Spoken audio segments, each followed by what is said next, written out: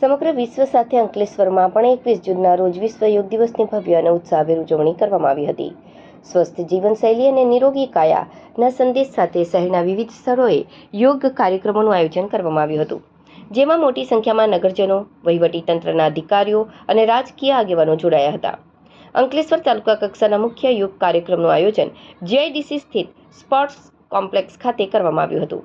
આ પ્રસંગે તાલુકા પંચાયત પ્રમુખ વિવેક ભરડીવાલા, ઉપપ્રમુખ યોગિતા દેવધરા, જિલ્લા પંચાયત કારોબારી સમિતિના અધ્યક્ષ પ્રવીણ પટેલ, નોટિફાઈડ એરિયા ઓથોરિટીના ચીફ ઓફિસર ચિંતન પટેલ, નાયબ મામલતદાર બીઆઈ પ્રજાપતિ અને પંડવાઈ સુગર ફેક્ટરીના ડિરેક્ટર નટવર વસાવા સહિતના મહાનુભાવો ખાસ ઉપસ્થિત રહ્યા હતા.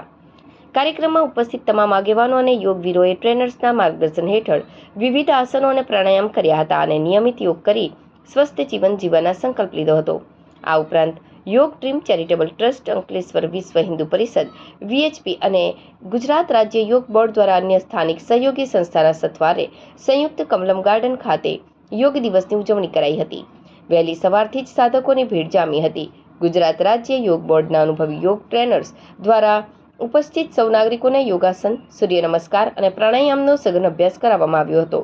આ સાથે જ રોજિંદા જીવનમાં યોગનું શું મહત્વ છે અને તે કેવી રીતે આપણને માનસિક અને શારીરિક રીતે સ્વસ્થ રાખે છે તેનું માર્ગદર્શન પણ પૂરું પાડવામાં આવ્યું હતું. હું અશોક ઓઝા, યોગ ડ્રીમ ચેરિટેબલ અંકલેશ્વરના ટ્રસ્ટી અને ગુજરાત રાજ્ય યોગ બોર્ડના યોગ કોચ.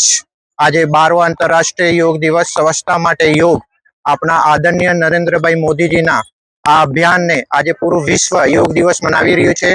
કમલમ ગાર્ડન જીઆઈડીસી અંકલેશ્વરની અંદર અનેકો યોગીની ઉપસ્થિતિ થઈને આ યોગ દિવસ મનાવવામાં આવ્યો. હું તમામ આમંત્રિત મહેમાનો અને આમંત્રિત સંસ્થાઓનો આભાર વ્યક્ત કરું છું.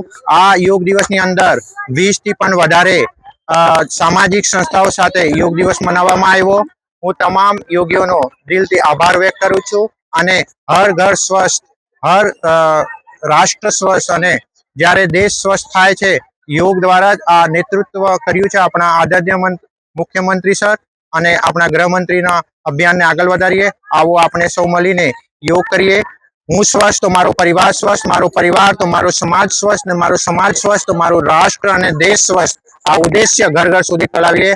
આવો આપણે આ યોગ દિવસને એક દિવસ નહીં 365 દિવસ સુધી ચાલુ રાખીએ. ધન્યવાદ. આભાર આભાર આભાર. તો બીજી તરફ અંકલેશ્વર નગર સેવા સદન અને નગરપાલિકા દ્વારા શહેરના ઐતિહાસિક જવાહર બાગ ખાતે વિશ્વ યોગ દિવસની ઉજવણી કરવામાં આવી હતી. આ કાર્યક્રમમાં અંકલેશ્વર નગરપાલિકાના પ્રમુખ જિગ્નેશ અંતાડિયા અને ઉપપ્રમુખ વિરલબેન મકવાણા સહિતના સ્થાનિક અગ્રણીઓ અને કાઉન્સિલરો ઉપસ્થિત રહ્યા હતા. બંને મુખ્ય સ્થળો પર અનુભવી યોગ ટ્રેનરોએ ઉપસ્થિત નાગરિકોને અલગ અલગ યોગાસનો અને તેનાથી થતા શારીરિક માનસિક ફાયદાઓ વિશે વિસ્તૃત માહિતી આપી હતી.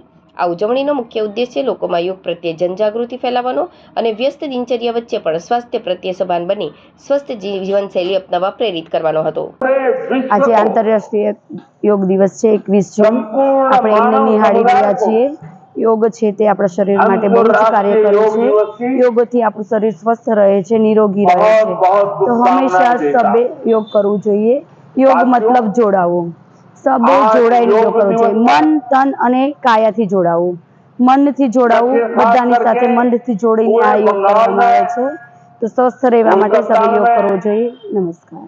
आज रोज 12वां इंटरनेशनल योग दिवस निमित्ते आज गुजरात योग बोर्ड द्वारा आज रोज अंकलेश्वर नगर स्थित जवाहर बाग में योगનું સુંદર આયોજન થયું.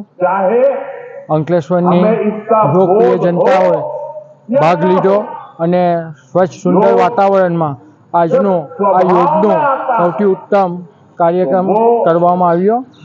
આજના રોજ અંકલેશ્વરની જનતાને પણ ખૂબ ખૂબ શુભકામના, ખૂબ ખૂબ આભાર વ્યક્ત કરું છું. ને આ પ્રસંગે ગુજરાત યોગ બોર્ડનો પણ હું આભાર વ્યક્ત કરું છું. મારી સાથે સંકળાયેલા તમામ હોદ્દેદારશ્રીઓ, નગરપાલિકા સદસ્યો પણ હાજર રહે, એમનો પણ હું ખૂબ ખૂબ આભાર વ્યક્ત કરું છું.